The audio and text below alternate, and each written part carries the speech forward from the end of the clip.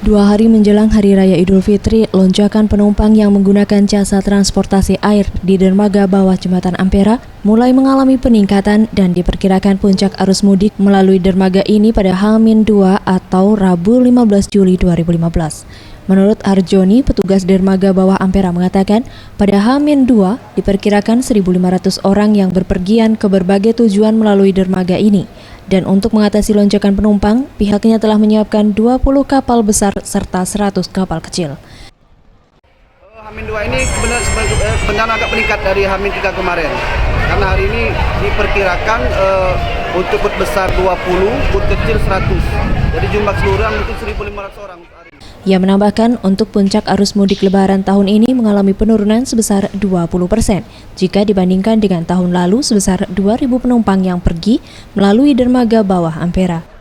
Nirala Rasayu, Farel Dwi Satria, Sriwijaya TV.